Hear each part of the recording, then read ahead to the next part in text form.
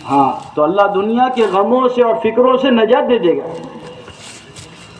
کہ یہ مقصود چیز ہے کہ ہمارے اندر محنت کرتے کرتے آخرت کا استحضار بڑھے، فکر آخرت ہم پر غالب ہو، دنیا سے بے رغبتی بڑھ رہی ہو اور آخرت کی رغبت اور شوق بڑھ رہا ہو. ہاں یہ مقصود چیز ہے. کیا بڑھے؟ آخرت کی رغبت اور آخرت کا شوق، اور دنیا سے بے رغبتی، اس سے بات پیدا ہو.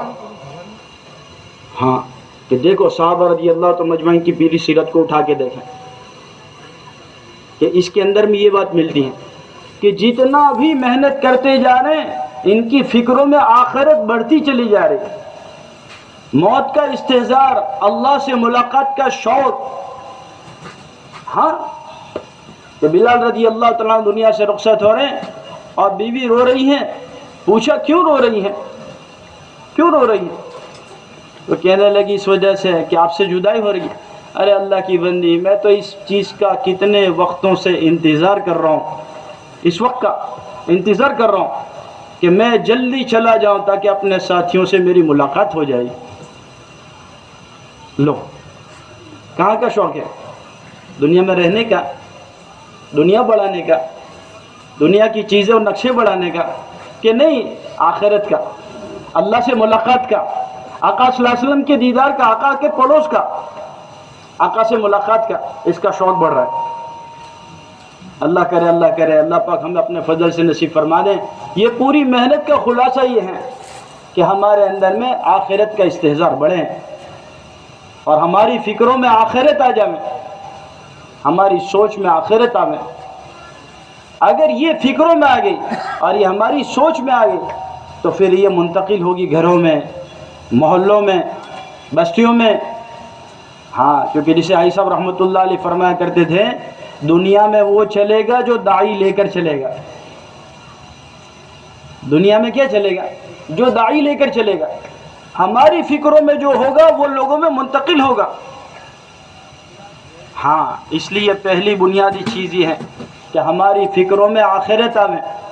محنت کرتے کرتے ہم اپنا محاسبہ کریں، اپنا حساب خود کریں کہ اتنے سالوں سے ہم وقت لگا رہے ہیں، ہمارے اندر میں کیا پیدا ہوا؟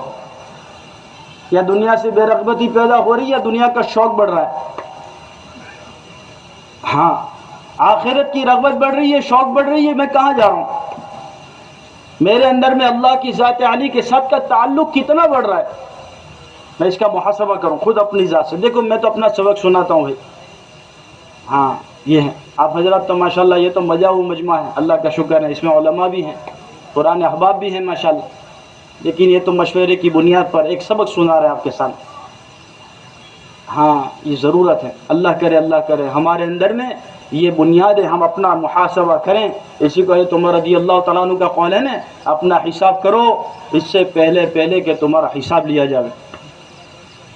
ہاں اپنا خود کا حساب خود کریں. اور وہ عقل مند آدمی ہیں جو اپنی خود کی ذات کا حساب کریں کہ میری صبح کہاں لگ رہی ہے، شام کہاں جا رہی ہے، میری زندگی کے لمحات کہاں کٹ رہے ہیں. اسی کو ہمارے بزرگ فرماتے ہیں جن کا نظام الاوقات ہوگا ان کا تو وقت وصول ہوگا، اور جن کا نظام الاوقات نہیں ہوگا ان کی زندگی کے اوقات وصول نہیں ہو سکتے ہیں. وقت کی کوئی ترتیب ہی نہیں. ہم اپنی ذات سے بس چل رہے ہیں، صبح ہو رہی ہے، شام ہو رہی ہے، ایسی اپنی زندگی کا ایک روٹین ماحول بنا ہوا ہے. نہ اپنی ذات سے خود پابندیوں کو اپنوں نے لیا ہوا ہے کہ نہیں ہمیں یہ کرنا ہے.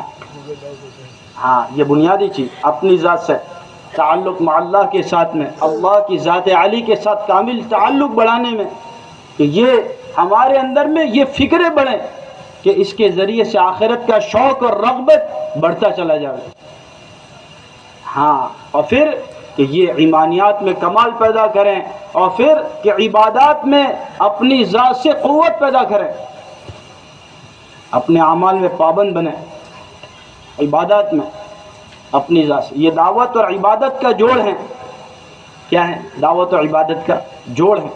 انبیاء علیہ الصلوۃ والسلام کی محنت کا پورا خلاصہ. ہاں کہ اللہ کا بھی حق ادا کرنا، اللہ کے بندوں کا بھی حق ادا کرنا. ہاں اللہ کا حق، یہ حقوق ادا کرنے کی جگہ ہے. دنیا کیا ہے؟ حقوق ادا کرنے کی جگہ ہے. ہاں اسی لیے فرمایا ہمارا بزرگ فرماتے ہیں دنیا دارالحقوق ہیں اور آخرت دارالاجور ہیں، کہ دنیا حق ادا کرنے کی جگہ ہے اور آخرت کے بدلے کی جگہ ہے. یا حق ادا ہوں گے کہ کس کا حق؟ سب سے پہلا حق اللہ کا، کہ اس کی ذات کے ساتھ کسی کو شریک نہ کریں. تنے تنا وحدہ لا شریک ہیں. ہاں اس کا کوئی شریک نہیں، ہمشر نہیں، بھاگیدار نہیں، پارٹنر نہیں. اس کو تنے تنا اپنے اندر میں بٹھانا، اور پھر کہ عبادت خالص اسی کی کرنا.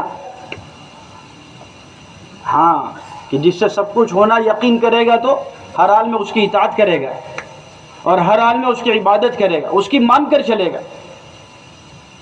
ہاں ہر حال میں کہ ہمارا ہر شعبہ جو ہے دین کے اعتبار سے مزین ہو جائے، کہ عبادات میں کمال پیدا ہو. ہاں اور عبادت میں سب سے پہلے اپنی نمازوں میں پابند بننا.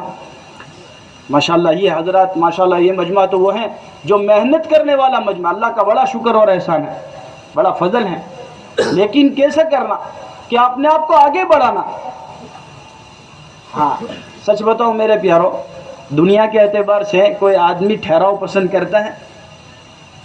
دنیا کے اعتبار سے کہ جتنا ہوگا کافی ہے، کافی ہے، بہت ہو گیا، بہت کما لیا، بہت جمع ہو گیا، کوئی کہتا ہے؟ اس سے آگے کی سوچ رکھتا ہے. حضرت شیخ رحمۃ اللہ علیہ کو اللہ پاک جزائے خیر نصیب فرماویں، یہ فضائل کی کتاب کے اندر کے ساری احادیث اور سارے واقعات جو ہے نا ہمارے لیے آئینہ ہے، آئینہ. اس لیے ہمارے بزرگ کہتے ہیں تعلیم کے حلقوں میں فکروں کے ساتھ اور طلب کے ساتھ بیٹھو اور اپنے آپ کو طالب بناؤ. ہاں تو اس میں کیا ہوگا کہ یکس گرے گا، ہمیں سمجھ میں آ جائے گا آئینے کے اندر کہ یہ کہاں ہے، ہم کہاں ہیں، اور ہمیں کہاں پہنچنا چاہیے، ہم کیا کر رہے ہیں. ہاں اللہ والوں کے واقعات لکھے نا، کہ سعید بن مسیب رحمۃ اللہ علیہ کا واقعہ لکھا ہے کہ 50 سال ایسے چلے گئے کہ عشاء کے وضو سے فجر کی نماز پڑھی ہے.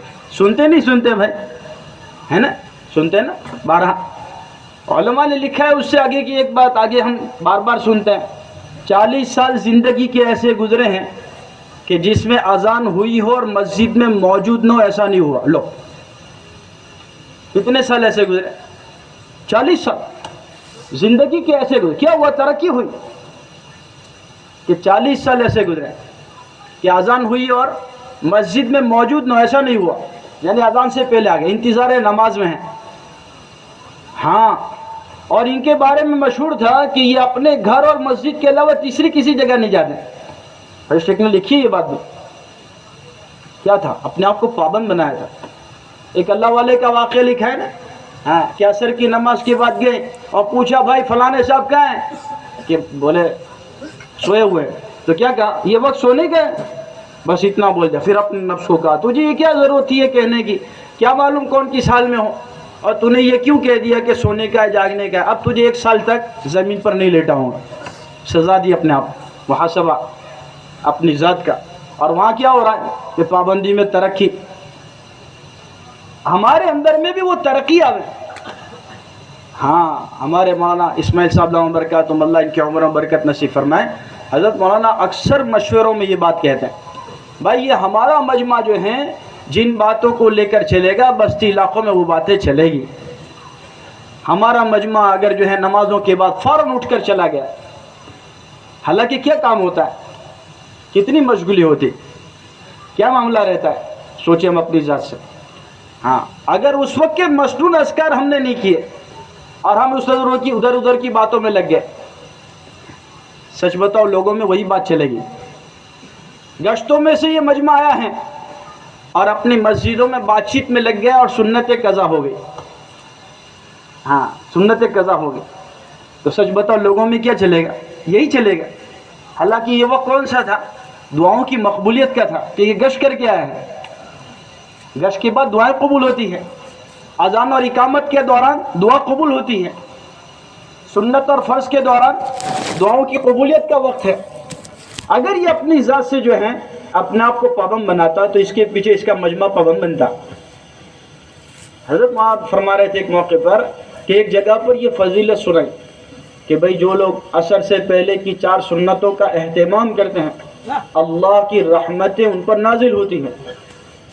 ہاں تو بولے چند سالوں کے بعد ایک آدمی آیا، کئی سالوں کے بعد آ کر کہنے لگا مولانا فلانا جگہ پر آپ نے یہ بات کی تھی اور ہم نے یہ بات کو دل پر لے لیا تھا، اللہ کا فضل ہے الحمدللہ تب سے لے کر آج تک میری عصر کی سنت قضا نہیں ہوئی ہے. یہ مقصود ہے کہ ہمارے اندر معمولات کا اہتمام بڑھیں، کیونکہ معمولات جو ہے نا وہ دعوت کی گاڑی کا پیٹرول ہے. کتابوں میں بات ملتی ہے، یہ فرمایا گیا کہ رات کی محنت سے دین کی دعوت میں اثر پیدا ہوگا. کیا ہوگا؟ رات کی محنت سے دین کی دعوت میں اثر پیدا ہوگا کہ ہمارا یہ محنت کرنے والا مجمع اپنی ذات کو پابند بناویں. ہاں ہمارے بزرگوں کو اس وقت کی یہ بہت بڑی فکر ہے کہ کام سے جو مقصود چیز ہے اللہ کرے میری اور آپ کی زندگی میں وہ چیز آ جاوے. ہاں کہ ان بنیادوں پر ہم اٹھیں، اپنے آپ کو پابند بناویں. ایک موقع پر مولانا جو ہیں بنگلے والی مسجد میں فجر کی نماز کے بعد میں ایک موقع پر فرمایا تھا، جو فرمایا کہ ہمارے ساتھیوں کے وقتوں میں کتنی بے برکتی آ گئی کہ ہمارے ساتھیوں کی 3 تسبیح پوری نہیں ہوتی ہیں، حالانکہ ہم تسبیحات کی پابندیاں اور اس کے فضائل سال ہاں سال سے سناتے ہیں. لیکن کیا فرمایا، وقتوں میں کتنی بے برکتی آ گئی کہ ہمارے ساتھیوں کو 3 تسبیح پوری کرنے کا وقت نہیں ملتا ہے. حالانکہ اس پہ تو مسائل کا حل ہے، اس کے ذریعے سے تقرب الی اللہ ملے گا، اللہ کی ذات کے ساتھ کا قرب نصیب ہوگا، اللہ کی معرفت نصیب ہوگی. ہاں اور اللہ سے بندہ جڑتا چلا جائے گا استغفار کے ذریعے سے، توبہ کے ذریعے سے. ہاں کلمے کے فضائل ہمارے سامنے ہیں. ہاں لیکن اللہ مجھے اور آپ کو معاف فرماوے، اس کی ضرورت ہے کہ ہمارا مجمع، یہ ماشاءاللہ خصوصاً وہی مجمع ہے جو اللہ کے فضل سے اپنی بستی علاقوں میں لے کر چلنے والا مجمع ہے. ہاں یہ مقتدا ہیں، مقتدا کہ جن کو دیکھ کر لوگ اقتدا کرتے ہیں. ہم اپنی ذات سے اپنے آپ کو پابند بناویں. ہاں حضرت مولانا الیاس صاحب رحمۃ اللہ علیہ کے ملفوظ میں یہ بات ہے کہ ہماری اس مبارک محنت کے ذریعے سے احیاء سنت مقصود ہیں، کہ سنتوں کی حیات مقصود ہیں، کہ ہماری زندگیوں کے ہر شعبے میں سنتوں والی زندگی بنے اور سنتوں کا اہتمام آوے. ہاں ایک جگہ پر میرے آقا محمد عربی صلی اللہ علیہ وسلم نے خود فرمایا، جس کا خلاصہ مفہوم یہ ہے کہ تم میں سب سے زیادہ میں اللہ سے ڈرنے والا ہوں. سوچے تو صحیح، کون کہہ رہا ہے؟ ہاں کہ رحمت للعالمین صلی اللہ علیہ وسلم فرما رہے ہیں کہ جتنا محنت میں آگے بڑھ رہا ہوں اتنا اللہ کا خوف بڑھ رہا ہو، اتنا اللہ کا قرب نصیب ہو رہا ہو. ہاں اس کی زندگیوں میں اتنا تقوی بڑھ رہا ہو، اس کی زندگی. ہاں اللہ کرے ہم سب کو اللہ نصیب فرمائے کہ اس کی زندگی میں تقوی آوے. ہاں کہ تقوی آوے، سادگی آوے، سنتوں کا اہتمام آوے. کیونکہ جیسے میں نے اور آپ نے یہ روزی کموانے کے سبب کو سبب سمجھا ہے، یہ سارے یقینی سبب ہیں اپنے مسائل کے حل کے. علماء سے پوچھے قرآن پاک میں اللہ رب العزت نے اپنے پاک قرآن میں تقوی کے معیار پر کیا کیا باتیں فرمائیں. سورہ نوح کا خلاصہ تو سمجھی کبھی ہم کہ جتنے بھی اٹکے ہوئے مسائل ہیں نا ان مسائل کا حل استغفار میں ہے، توبہ میں ہے. اور اس وقت میں امت کی بہت بڑی ضرورت ہے کہ امت توبہ پر آ گئے، کہ روح کی بارش برسائیں گے، بچوں کے مسائل حل کریں گے. اولاد لوگ کہتے ہیں نا ہاں کھیتی باڑی کے مسائل اللہ اس سے حل کریں گے. تو ایسے علماء نے فرمایا وہی بنیادی تقوی کے ساتھ، کہ اللہ کے خوف کے ساتھ، ڈر کے ساتھ زندگیوں کے گزارنے کی بنیاد پر، کہ جس میں صاف طور پر یہ کہہ دیا کہ ایسی جگہ سے رزق پہنچائیں گے جہاں سے گمان بھی نہیں ہوگا. اب سچ بتاؤ اس میں سارے پریشان نہیں؟ عام وطن اس کی شکایتیں ہیں. اس کا حل بتایا، اپنے آپ کو پابند بنانا، معمولات کا پابند، تقوی کا پابند، اپنی ذات سے سنتوں کا پابند، کہ جو کام سے مقصود ہیں کام سے یہ بات چاہی جاتی ہے. میرے آقا محمد عربی صلی اللہ علیہ وسلم نے اپنے مجمع کو جس چیز کا پابند بنانا چاہا سب سے پہلے اپنے آپ کو امت کے سامنے نمونے کے طور پر پیش کیا. یہ آقا کی سیرت ہے. ہاں پہلے اپنے آپ کو اس کے اعتبار سے پیش کیا کہ امت کے سامنے نمونہ بنایا، آئیڈیل اپنی ذات کو کامل طور پر ہر حال میں ہاں ہر حال میں اور ہر موقع پر اپنی ذات کو نمونہ بنایا ہے. اس لیے ضرورت اس بات کی ہے ہم اپنی ذات کو نمونہ بناویں. ہاں گناہوں سے پرہیز میں، اپنی ذات سے معمولات کے اہتمام میں، اپنی کاروباری شعبوں میں، کہ نمازوں کے اوقات آ جاوے. اللہ کرے یہ صرف مجمع جتنا بیٹھا ہے نا، یہ مجمع اگر یہ ٹھان لیں کہ ہم اپنے کاروبار کو اذان ہوتے ہی سمیٹ لیں گے یا پردہ ڈال دیں گے یا بند کر دیں گے، انشاءاللہ ثم انشاءاللہ اللہ کی ذات سے کبھی امید ہے کہ ایک ایسی فضا اور ماحول اللہ قائم کریں گے کہ دوسرے لوگوں میں اس کی رغبت اور شوق بڑھے گا کہ دکانوں پر پردے گر سکتے ہیں، لاک لگ سکتے ہیں، آسمان سے روزی کے دروازے بند نہیں ہوا کرتے ہیں. اس سے یقین بنے گا، اللہ کا تعلق ملے گا. نمازوں میں شوق، نمازوں کے ذریعے سے مسائل کا حل سمجھ میں آئے گا. لیکن کب ہوگا؟ جب ہم اپنی ذات سے پابند بنے. اسی کے لیے ہمارے حضرت بزرگوں میں سے فرمایا کرتے ہیں، بھائی جو انتظار نماز کے عادی بننا چاہیں اس کے لیے ضروری ہے کہ اذان سے پہلے فارغ ہونے کا عادی بنے. جس نے نیت کی کہ میں انشاءاللہ انتظار نماز کے ساتھ، انتظار نماز کے فضائل میں کیا ہے کہ جو لوگ نماز کے انتظار میں بیٹھتے ہیں نا ان کو اتنا ہی اجر ہے جتنا نماز میں ہے. اور ایک جگہ کیا فرمایا کہ اس کے لیے فرشتے کیا کرتے ہیں؟ مغفرت کی دعا کرتے ہیں. یہ ہے نماز سے پہلے کے فضائل. اور پھر اس کے بعد میں کیا فرمایا؟ جو نماز کے بعد بھی اس جگہ پر بیٹھا رہے تو فرشتے اس کے لیے مغفرت کی دعائیں کرتے رہتے ہیں اور یہ اللہ کی رحمت میں رہتا ہے. ہاں کہ دیکھو اول بھی فضائل کے ساتھ، آخری میں بھی، بعد میں بھی فضائل کے ساتھ. جلد بازی نہ کر کہ انتظار نماز کا عادی بنے گے. ہاں تو مولانا فرما رہے تھے انتظار نماز کی اس نے نیت کی ہے، ہو سکتا ہے زندگی میں کوئی ایسا حال آ گیا تو اس کا انتظار چھوٹ جائے گا لیکن اس کی تکبیر کبھی فوت نہیں ہوگی انشاءاللہ. یعنی تکبیر اولا اس کی کبھی جائے گی نہیں انشاءاللہ. اگر کسی نے یہ ٹھان لیا کہ مجھے تکبیر اولا کے ساتھ ہی نماز پڑھنی ہے، تکبیر اولا کے ساتھ ہی نماز پڑھوں گا، ہاں چاہے کسی بھی کہیں پر کیسے حال میں کسی پہ جانا پڑے. ہو سکتا ہے زندگی میں کوئی ایسا حال آ جائے. جیسے شیخ رحمۃ اللہ نے ایک اللہ والے کا واقعہ لکھا ہے کہ زندگی میں ایک موقع آیا 40 سال میں، ہاں کہ جس میں جو ہے والدہ کا انتقال ہو گیا اور تجہیز و تکفین کے دوران میں میری تکبیر چھوٹ گئی. ایک موقع ایسا یوں تو کیا ہو گیا کہ بھئی تکبیر تو کبھی اگر موقع ایسا کوئی حال آ گیا چھوٹ گئی ہوگی انشاءاللہ اس کی جماعت کی نماز کبھی فوت نہیں ہوگی. اور جس نے یہ طے کر لیا کہ مجھے انشاءاللہ جماعت ہی کے ساتھ نماز پڑھنی ہے، ہو سکتا ہے زندگی میں کبھی جماعت فوت ہو جاوے لیکن انشاءاللہ اس کی نماز کبھی قضا نہیں ہوگی. تو کیوں میرے پیارو، اللہ کرے میرے بزرگوں ہم اونچی نیتوں کے ساتھ رہیں تاکہ اللہ رب العزت اپنی قدرت کاملہ سے ہمیں آگے ہی بڑھاتا چلا جائے کہ انشاءاللہ ہم تو انتظار نماز کے عادی بنیں گے. ہاں کہ صحابہ رضی اللہ تعالیٰ اجمعین کی صفات جو بیان کی گئی نا، ہاں کہ وہ اپنے کاروبار میں سے جب اللہ کا منادی پکار لیتا ایسے بھڑک کر اڑ جاتے تھے جیسے بھٹکا ہوا اونٹ.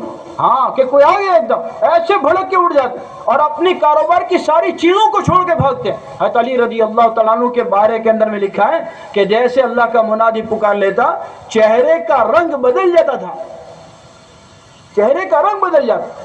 کہ کیا ہو گیا کہ بنیاد سمجھائی. ہاں اس کے لیے ہمارے بڑے بار بار کہتے ہیں یہ معمولی چیز نہیں ہے. اللہ کرے مجھے اور آپ کو سمجھ میں آ جائیں یہ صحابہ رضی اللہ تعالیٰ مجمعین کی شان میں جو نازل ہوئی نہیں آیت رجال اللہ تلہم تجارت ولا بیع عن ذکر اللہ، کہ یہ جو ہیں ایسے مرد لوگ ہیں، مرد کا مرد. کن لوگوں کو کہا؟ کن لوگوں کو کہا بھائی؟ ہاں بہادری دکھانے والوں کو، چھاتی نکالنے والوں کو. کس کو کہا؟ کہ جن کی خرید و فروخت ان کو اللہ کی یاد سے غافل نہیں کرتی ہے، اللہ کے ذکر سے، اللہ کی یاد سے، کہ ایسے دوڑتے ہیں اللہ کی یاد کی طرف. یہ مرد لوگ ہیں، مرد لوگ. قرآن کہہ رہا ہے اسے.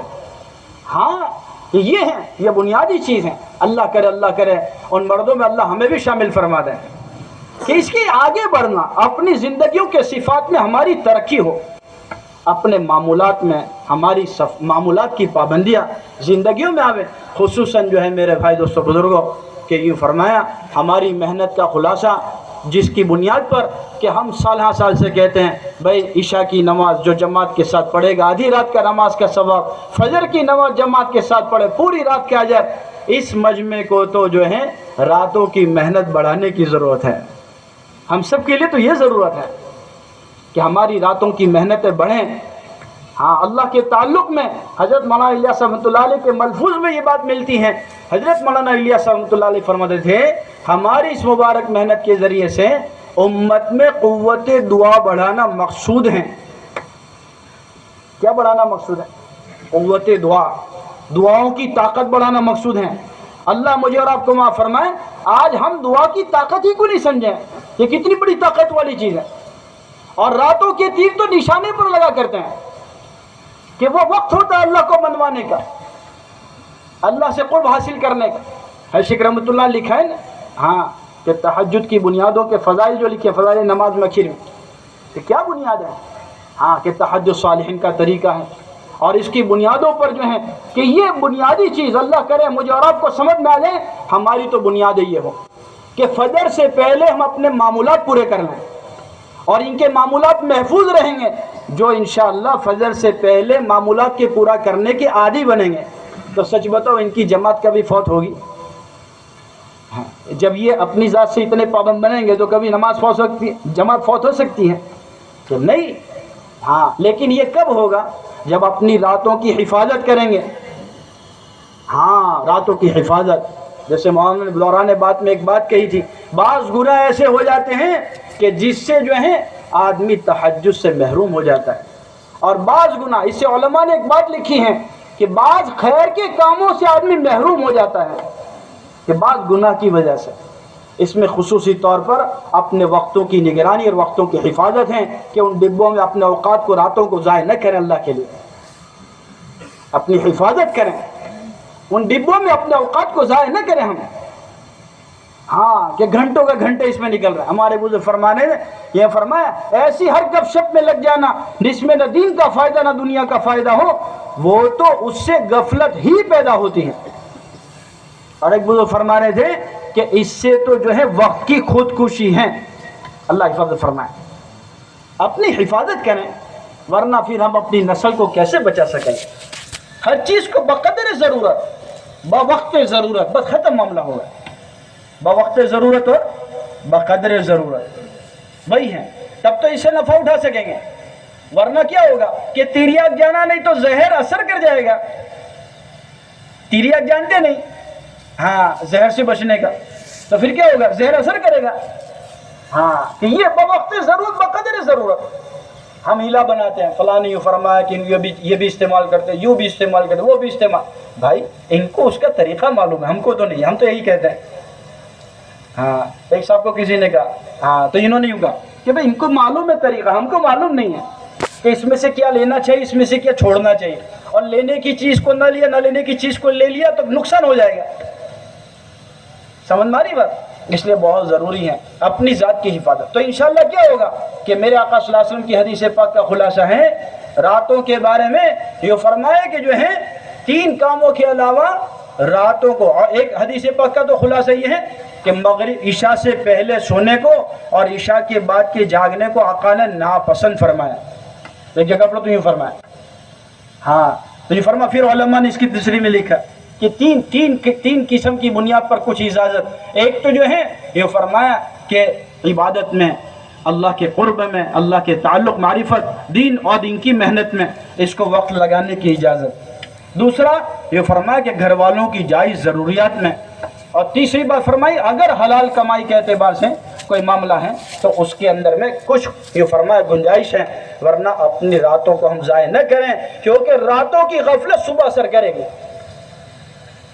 رات کو اللہ کے دین اور دین کی محنت کے ساتھ، استغفار کے ساتھ، توبہ کے ساتھ ہمیں اللہ کے راستے میں نکل کر اس کی مشق کرائی جاتی ہے۔ صلاۃ توبہ پڑھ کے سو، صلاۃ توبہ پڑھ کے سونا، باوضو سونا، تو یہ صرف راہ خدا میں نکل کر نہیں ہے، زندگی کا عمل ہے کہ روزانہ توبہ کر کے سوئیں، اللہ سے توفیق مانگ کر سوئیں۔ نہ معلوم یہ فرمایا کہ بہت ساری صبح ایسی ہو جاتی ہیں کہ کئی لوگ سوتے تو ساتھ میں لیکن صبح اٹھتے نہیں ہیں، کہیں ان میں ہم شمار ہو جاویں، لیکن اگر باوجود سوئے ہیں، توبہ کے ساتھ سوئے تو انشاءاللہ شہادت کی بات کریں گے۔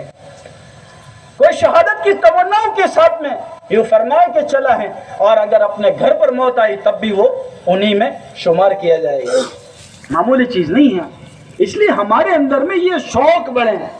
معمولات سے مراد یہ ساری چیزیں ہیں کہ اپنی معمولات کی پابندی آویں، اپنے اوقات کے اندر میں دعاؤں کے اندر میں لمبی دعاؤں کا اہتمام آویں، اور ہم اپنی دعوت میں اس کو لیں، دعوت میں سے لاویں، تاکہ ہمارا مجمع اس کا پابند بنے، اس کا ماحول بنے، اس کی فکریں ایک دوسرے میں منتقل ہوں کہ جماعت کے ساتھ کی تکبیر اولیٰ کے اہتمام کی. میں اور آپ سال سے فضائل بیان کر رہے ہیں، سن رہے ہیں، سنا رہے ہیں. اللہ کرے ہماری زندگیوں میں یہ آ جائے تو اس کی فکروں کی ضرورت ہے.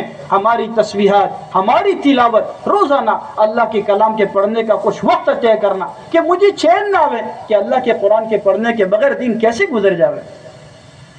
ہاں کہ یہ اس کے اندر میں کیا ہے، ہاں کہ جس کی ہم محنت کریں، محنت کا خلاصہ یہ ہے کہ محنت سے میری زندگی میں کیا آ رہا ہے، اس سے بات چاہی جا رہی وہ میری زندگی میں کیا آ رہی ہیں. اس لیے اپنے آپ کو معمولات کا پابند بنانا، خصوصاً یہ ہے صبح کی نماز کے ہم عادی بنے. فجر کی نماز کے بارے میں تو اس کو فرمایا گیا، آقا صلی اللہ علیہ وسلم نے فرمایا، جس کا خلاصہ مفہوم، جو لوگ فجر کی نماز کا اہتمام کرتے ہیں وہ اللہ کی حفاظت میں ہوتے ہیں. علماء نے لکھا ایک جگہ پر تو یہ فرمایا کہ اگر کوئی انہیں ستاوے تو ان سے انتقام لیا جائے گا. سنو تو صحیح، جو اللہ کی حفاظت میں آ جائے گا اسے کون چھیڑ سکتا ہے؟ اللہ کی حفاظت میں آیا ہے، اپنے کام اللہ کے حوالے کر دیے، اب کام وہ بے پرواہ ہو جائے. ہاں کہ فجر کی نمازوں کا اہتمام، ہاں راتوں کی محنت کا اہتمام، اللہ سے دعاؤں کا اہتمام، راتوں کی آہوزاری کا اہتمام. ہمارے بزرگ بار بار ابھی کئی سال سے ایک بات کو فرما رہے ہیں، اللہ پاک ان کی عمر میں برکت نصیب فرماوے، کہ بھائی ہمارے مجمع میں دعاؤں کی بڑی کمی ہو رہی ہے. ہمارے مجمع میں دعاؤں کی بڑی کمی ہو رہی ہے. ہاں کہ دعاؤں کے اندر میں بڑی کمی ہو رہی ہے. ہاں حالانکہ اس وقت کی ضرورت ہے کہ ماشاءاللہ یہ محنت کرنے والا مجمع امت میں چلتا پھرتا ہے، تو آقا کی امت کے لیے روئیں. اس وقت میں رونے والوں کو بڑھنے کی ضرورت ہے. رونے والے بڑھتے جا رہے، رونے والے کم ہوتے جا رہے ہیں. اللہ کرے ان رونے والوں کی صفوں میں اللہ ہمیں شامل کر دیں. اس لیے ضرورت ہے کہ ہم اس کی مقدار بڑھاویں، دعاؤں کی مقدار کو بڑھاویں، دعاؤں کی طاقت کو سمجھیں، دعاؤں کی قوت کو سمجھیں، اپنے آپ کو اس کا ہم پابند بناویں کہ معمولات دعوت کی گاڑی کا پیٹرول ہیں. اس سے ہماری حفاظت ہے، ہماری خود کی ذات کی حفاظت ہے، ہماری تربیت. اس لیے اپنے آپ کو اس کا پابند بنانا کہ جو محنت کریں ایمانیات کے اعتبار سے، عبادات کے اعتبار سے، ہماری اپنی ذات کے اعتبار سے معمولات کی پابندیوں کے ساتھ اپنے معاملات کی صفائی ہو، اپنے معاملات کی صفائی کے ساتھ ہماری زندگیاں گزر رہی ہوں. ہاں اور ہم اپنی ذات سے اپنے گھروں میں بھی، محلوں میں بھی، اور لوگوں کے سامنے صاف شفاف نمونے کے طور پر پیش ہوں. ہاں یہ ہے کہ ہم اپنی ذات کے اعتبار سے، ہاں اپنے گھروں میں بھی اس کی ضرورت ہے کہ اماں عائشہ رضی اللہ تعالیٰ عنہ آقا صلی اللہ علیہ وسلم کی اس حالت کو دیکھ کر رو رہی ہے کہ آقا صلی اللہ علیہ وسلم کے پیر مبارک پر ورم آ چکے ہیں. ہاں حضور نے اپنے گھروں میں اپنے آپ کو نمونہ بنایا ہے ہر لائن سے، عبادات کے اعتبار سے اور یہ فرمایا اخلاق کے اعتبار سے بھی کہ کیسا نمونہ بنایا. ہاں کہ ایک موقع پر فرمایا، حدیث پاک کا خلاصہ ہے، آقا صلی اللہ علیہ وسلم ہمیشہ دائم الفکر رہا کرتے تھے. کسی نے پوچھا کہ آقا صلی اللہ علیہ وسلم ہنستے بھی تھے، بولتے بھی تھے؟ تو کہ ہاں ہنستے بھی تھے، بولتے بھی تھے، بیوی سے ملتے بھی تھے، کھاتے بھی تھے، سب کچھ تھا، لیکن فکروں کے ساتھ تھا. کیونکہ نمونہ بننا اپنے گھروں میں، اپنی ذات سے اپنے آپ کو پابند بنانا، اپنے گھروں میں یہ پابندی والی زندگیاں زندہ ہو، اس کی محنت اور فکر اور کوشش کرنا، اس کی فکروں میں اپنے آپ کو لگانا کہ ہمارے گھر نمونے بنے، ہمارا گھر نمونہ بنے. اس کے لیے کیا کرنا پڑے گا کہ گھروں میں سنتوں کا اہتمام، سادگی کا اہتمام. ابھی بزرگ ہمارے فرما رہے تھے عبادت کا ماحول تو محنت کرتے کرتے کسی نہ کسی درجے میں آ جاتا ہے، لیکن آدمی کے دین کا پتہ اس وقت چلتا ہے جس وقت میں خوشی یا غمی کا ماحول گھر میں ہو. اس وقت میں پتہ چلتا ہے کہ اندر میں کتنا بیٹھا ہے. اب یہاں پر لوگوں کو سنبھالے گا یا اللہ کے حبیب کے طریقوں کو سنبھالے گا؟ ہاں اس میں کتنا شوق بڑھتا ہے. اب لوگوں کو سنبھالنے کا جذبہ بڑھتا ہے یا رسول اللہ صلی اللہ علیہ وسلم والی سنتوں پر اپنے آپ کو ڈالنے کا جذبہ بنتا ہے؟ یہ بات ہے بنیادی چیز. اپنے گھروں میں اپنے آپ کو نمونہ بنانا، سنتوں کا اہتمام، اپنی ذات سے بھی، اپنے گھروں میں بھی وہی سنتوں کا حیات. ہمارے کام سے مقصود ہے جس کو فرمایا، تو وہ کب ہوگا؟ جب اپنے گھروں میں اخلاق کے راستے سے پیش آئیں گے۔ کہ آقا صلی اللہ علیہ وسلم کے بارے میں جو فرمایا نا کہ میرے آقا صلی اللہ علیہ وسلم، عائشہ رضی اللہ عنہا فرماتی ہیں اللہ کے حبیب صلی اللہ علیہ وسلم گھر میں تشریف لاتے ہیں، ایسے گھل مل جاتے جیسے چھوڑ کے جائیں گے ہی نہیں، لیکن اللہ کا منادی پکار دیتا تو ایسے چھوڑتے جیسے پہچانتے ہی نہیں۔ دونوں چیز بتائی، بندوں کے بھی حقوق سمجھائے، اللہ کا بھی حق سمجھا دیا۔ ہاں دونوں چیز سمجھائے، پیار اور محبت کی زندگی بھی سکھائی کہ گھر والوں کے ساتھ کیسے رہنا، کہ خدمت کے راستے سے، اخلاق کے راستے سے، ڈانٹ ڈپٹ کی بنیاد پر نہیں، ورنہ اس سے کیا ہوگا؟ ہمارے صرف فروغ کی بنیاد پر گھروں میں جو دین آئے گا، اللہ ہم سب کی امت کی حفاظت فرمائے، وہ ہماری ذات تک صرف محدود رہے گا، ہماری ذات تک۔ ہاں ہم ہوں گے تو دینی فضا، دینی ماحول، اللہ حفاظت فرمائے۔ لیکن شوق کے راستے سے دین آیا، رغبت کے راستے سے دین آیا، محبت اور اکرام کے راستے سے دین آیا ہے، فضائل کے راستے سے دین آیا ہے، انشاءاللہ تب انشاءاللہ ہم ہوں گے یا نہ ہوں گے وہ دین محفوظ رہے گا۔ اور یہ ذمہ داری ہے اپنے آپ کو، اپنے گھر والوں کو جہنم کی آگ سے بچانے سے مراد یہ ساری بنیاد ہیں کہ ان کے حقوق ادا کرنا اور حقوق کے راستے سے انہیں اللہ کا دین دینا، دین سکھانا، دینی زندگی سمجھانا۔ ہاں کہ معمولات کے ساتھ میں معاملات کی صفائی، ہاں اپنی ذات سے اخلاق کے معیار پر پہنچنا کہ گھریلو زندگیاں ہماری وہ بنے صاف شفاف، اور ہمارے معاملات لوگوں کے ساتھ میں جو ہیں وہ ایسے صاف شفاف ہوں۔ اس میں ایک بات عرض کر دوں، یہ فرمایا کہ ایمان والے کی جو صفات عرض کی گئی، یہ فرمایا مومن کی صفات میں یہ بات بیان کی گئی کہ یہ بات کرے گا تو سچ بولے گا، وعدہ کرے گا تو ہر حال میں پورا کرے گا، اور امانت کوئی رکھوائے گا تو پوری پوری ادا کرے گا۔ اور منافق کی تین بنیادیں سمجھیں، اللہ حفاظت فرمائے۔ بات کرے تو جھوٹ بولے، وعدہ کرے تو پورا نہ کریں، اور امانت میں خیانت کریں، اللہ ہماری حفاظت فرمائے۔ اس لیے یہ ضروری ہے کہ ہم اپنی ذات سے اس محنت کے کرتے کرتے معمولات کا اہتمام، معاملات کی صفائی، اپنی گھریلو زندگی میں سنت اور سادگی کا اہتمام، اور اپنے معاشرے کو پاکیزہ بنانے کی محنت، اس کی فکر، اس کی بنیاد کہ اس کے لیے گھروں کی تعلیم کے ساتھ تربیت ہے، کہ اپنے گھروں میں وقت دینا، اپنے گھر والوں کو کیا دینا؟ وقت دینا، اور گھروں میں جو ہے دینی فضا بنانا، دینی ماحول بنانا کہ تعلیم کے ساتھ تربیت کا ایک نظام بنے۔ اس کے لیے میرے بھائی دوستو بزرگوں، میں بھی نیت کرتا ہوں، آپ بھی نیت کرو، انشاءاللہ ثم انشاءاللہ یہ محنت سے جو بات چاہی جاتی ہیں، جو بات مقصود ہیں کہ محنت کرتے کرتے زندگیوں میں صفات آویں، خوبیوں سے ہماری زندگیاں آراستہ ہو، اور دین کے ہر شعبے میں کمال حاصل کریں، کہ دین میں کمال حاصل کریں، ایمانیات میں، عبادات میں، معاملات میں، معاشرت میں، اخلاقیات کے شعبوں میں ہر شعبے کا دین سیکھیں گے، اور ہر شعبے کا دین ہر شعبے میں زندہ کرنے کی پوری محنت کریں گے، انشاءاللہ کریں گے بھائی انشاءاللہ۔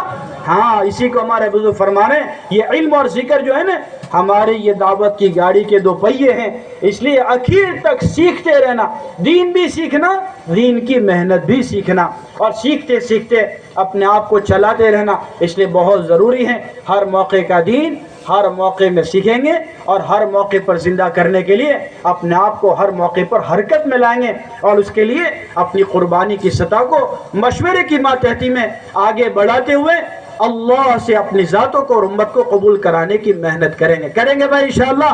اب جن کا وضو ہے اللہ پاک عافیت کے ساتھ ہمت دیں، تو وہ تو اپنی تسبیحات کو پورا کرنے کے لیے جو ہے یہ فرمائے بیٹھ جائیں، اللہ پاک ہمت عافیت دیں، اور جن کو ضرورت سے فارغ ہونا ہے جلدی فارغ ہو کر آ جائیں۔ مغرب کے بعد انشاءاللہ ہماری آخری مجلس ہوگی، اور اسی میں انشاءاللہ دعا ہو جائے گی۔